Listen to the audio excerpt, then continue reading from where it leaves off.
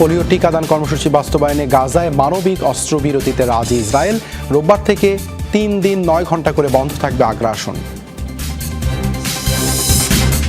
আসামের মুখ্যমন্ত্রী মুসলিম বিদ্বেষী মন্তব্যে রাজ্যে তোলপাড়। সাম্প্রদায়িক আচরণে চটেছে বিরোধীরা, দাঙ্গা উস্কে দেওয়ার অভিযোগে মামলা।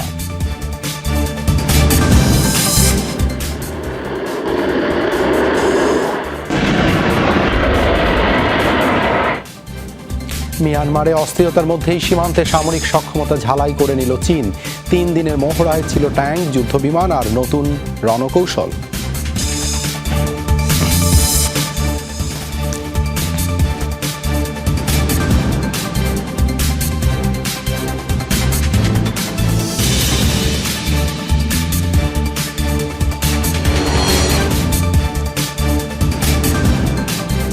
এতক্ষণ শিরোনাম দেখছিলেন, আপনাদের সাথে আছে আমি দেবাশিস রঞ্জন সরকার।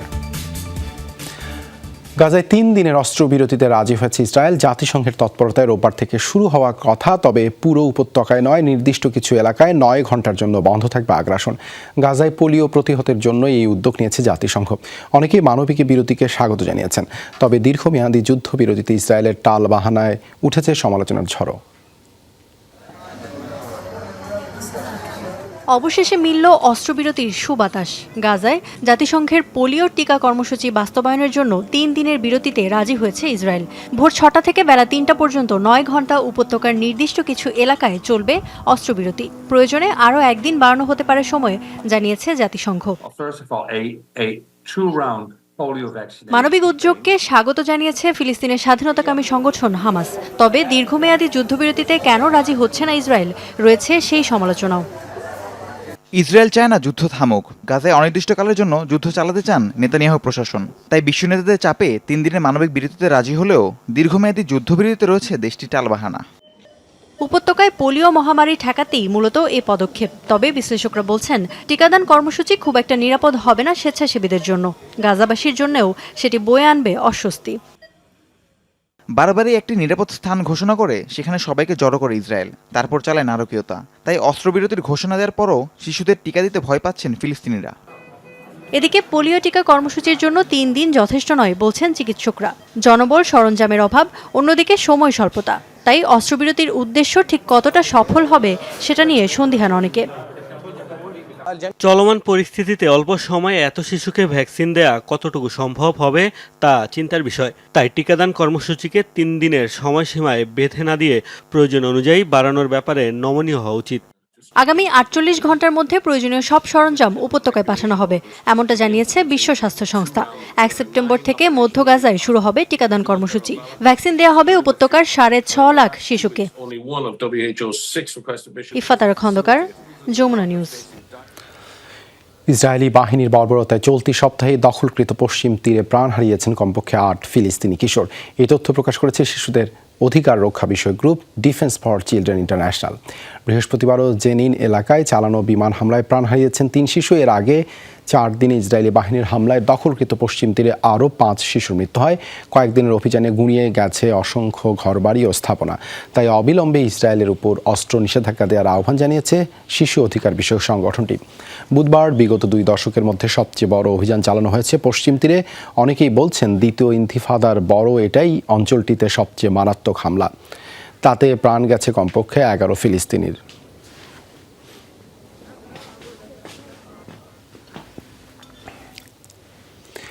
নির্বাচনী প্রচারণায় ভাষণ দিতে গিয়ে ফিলিস্তিনপন্থী বিক্ষোভকারীদের প্রতিবাদের মুখে পড়েছেন ডেমোক্রেটিক পার্টির প্রেসিডেন্ট প্রার্থী কমলা হ্যারিস। বৃহস্পতিবার যুক্তরাষ্ট্রের জর্জিয়ায় ঘটেছে এই ঘটনা। এ সময় হ্যারিস দাবি করেন মার্কিন প্রেসিডেন্ট জো বাইডেন এবং তিনি গাজায় যুদ্ধবিরতির চুক্তি বাস্তবায়নের লক্ষ্যে দিনরাত কাজ করে যাচ্ছেন। এছাড়া নিজ সমর্থকদের জনমত জরিপকে গুরুত্ব না দিয়ে নির্বাচনী প্রচারণা চালিয়ে যাওয়ার আহ্বান জানান তিনি। বেশিরভাগ জরিপেই প্রতিদ্বন্দ্বী প্রার্থী ডোনাল্ড ট্রাম্পের চেয়ে এগিয়ে হ্যারিস।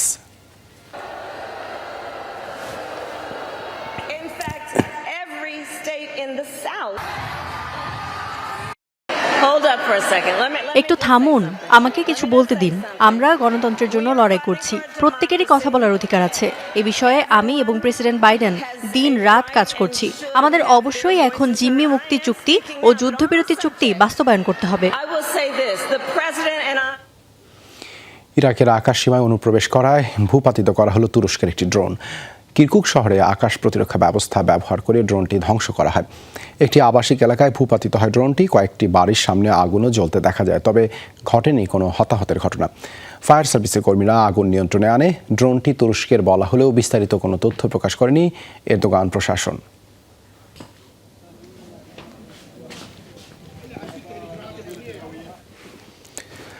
মুখ্যমন্ত্রী হেমন্ত বিশ্ব শর্মার মুসলিম বিদ্বেষী বক্তব্যে তোলপাড় ভারতের আসাম রাজ্য। গত মঙ্গলবার পার্লামেন্টে দেশের আইন শৃঙ্খলা পরিস্থিতি নিয়ে বিরোধীদের প্রশ্নের জবাবে বলেন, মিয়া মুসলিমদের আসাম দখল করতে দেয়া যাবে না। মূলত রাজ্যের নিম্নাঞ্চলের বাংলা ভাষাভাষী মুসলিমদের মিয়া হিসেবে সম্বোধন করা হয়। রাজ্যের মুখ্যমন্ত্রী এমন সাম্প্রদায়িক মন্তব্যে চটেছে বিরোধীরা। দাঙ্গা উস্কে দেওয়ার অভিযোগে দায়ের করা হয়েছে মামলাও।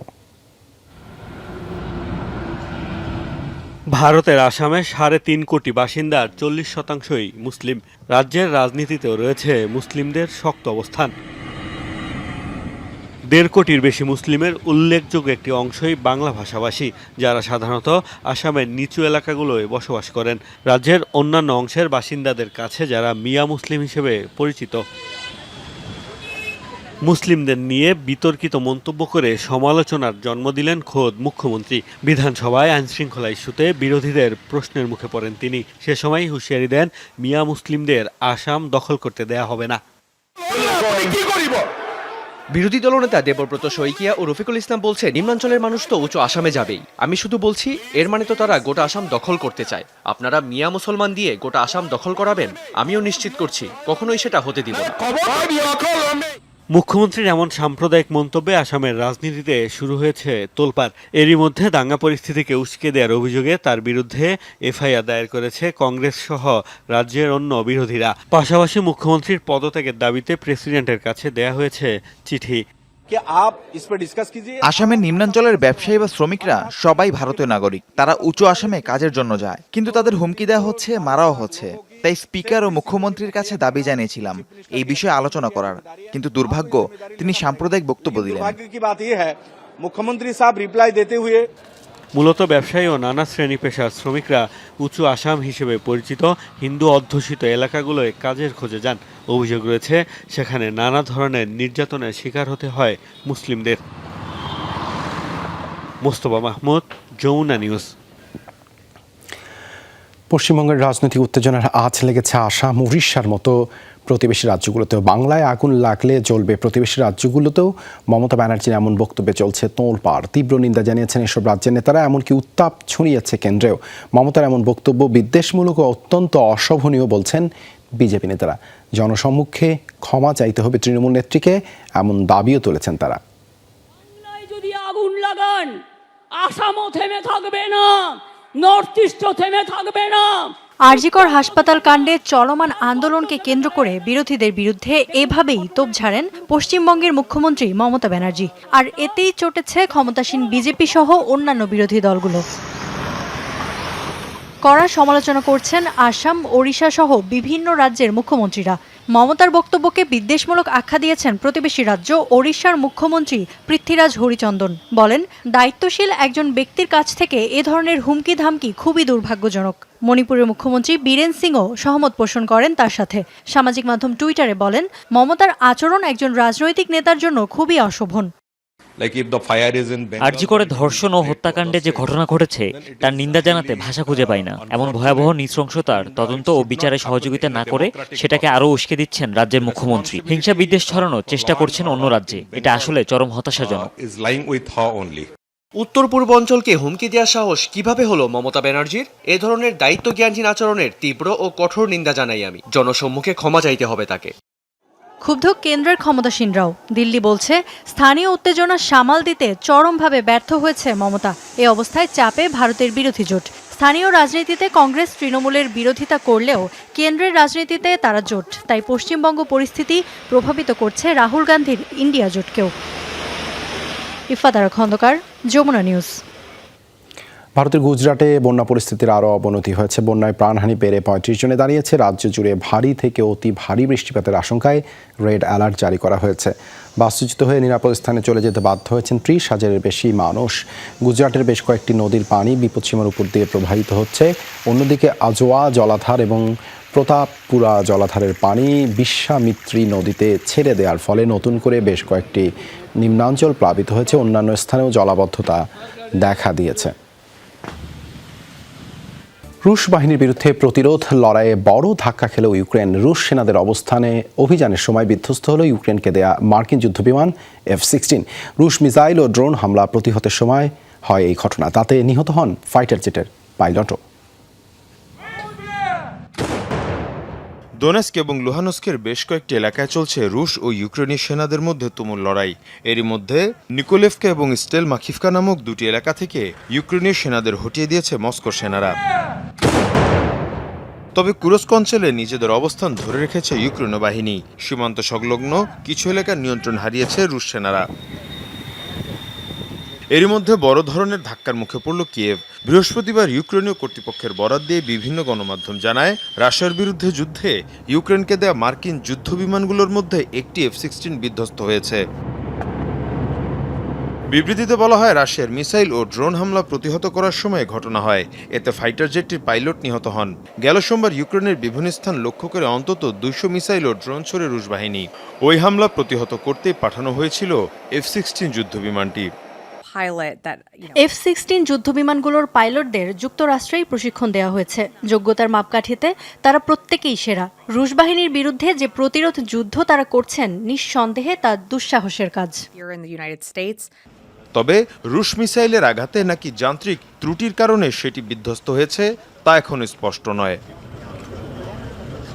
রাশিয়ার বিরুদ্ধে প্রতিরোধ গড়ে তুলতে চলতি মাসেই ইউক্রেনকে যুদ্ধবিমানগুলো সরবরাহ করে NATO. Mir Mushfiq Hasan, Jamuna news. Myanmar সীমান্তে বড় পরিসরে সামরিক মহড়া চালালো চীন। যৌথভাবে এই মহড়া চালিয়েছে চীনের সেনা ও বিমান বাহিনী। স্থল ও আকাশপথে নতুন রণকৌশলে অংশ নেন দুই বাহিনীর সদস্যরা। মহড়া চলাকালে ছোঁড়া হয় গোলা বারুদ ও বিস্ফোরক। তাছাড়া যুদ্ধবিমান, ট্যাঙ্ক, সাঁজোয়া যান নিয়েও করা হয় শক্তিমত্তার প্রদর্শন। চীনের সামরিক মুখপাত্র জানান, নিজেদের সক্ষমতা যাচাই করে নেয়াই ছিল এই মহড়ার মূল উদ্দেশ্য।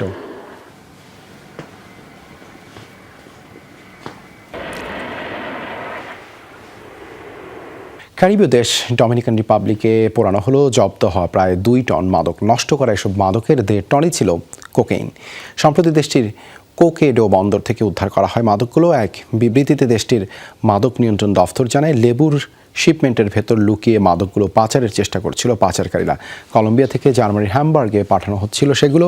কোকেইন ছাড়াও সেখানে ছিল মারিজুয়ানা সহ আরও কয়েক ধরনের মাদক। তবে পাচারকারীদের ব্যাপারে কোনো তথ্য প্রকাশ করেনি কর্তৃপক্ষ। ভয়াবহ দাবানলে পুড়ছে দক্ষিণ আমেরিকার দেশ ইকুয়েডর। দেশটির দক্ষিণাঞ্চল প্রায় 4000 হেক্টর এলাকা জুড়ে জ্বলছে আগুন। দ্রুতই আগুন ছড়িয়ে পড়েছে জনবসতিতেও। 3 জন দগ্ধ হওয়ার খবরও পাওয়া গেছে। এরই মধ্যে অঞ্চলটি থেকে নিরাপদ আশ্রয়ে সরিয়ে নেওয়া হয়েছে শতাধিক মানুষকে। আগুন নেভাতে একযোগে কাজ করছে ফায়ার সার্ভিস, সেনাবাহিনী সহ স্থানীয় স্বেচ্ছাসেবকরা। বৈরী আবহাওয়া এবং বাতাসের তীব্রতায় কঠিন হয়ে পড়ছে আগুন নেভানোর কাজ। স্থানীয় গণমাধ্যমগুলো বলছে, আবর্জনা পোড়াতে গিয়ে একটি শুকনো খড়ের গাদায় ধরে যায় আগুন, আর সেখান থেকে ছড়িয়ে পড়ে আশেপাশের এলাকায়। দর্শক, যমুনা আইডেস্ক কাছে পর্যন্ত এতক্ষণ সাথে থাকার জন্য ধন্যবাদ সবাইকে।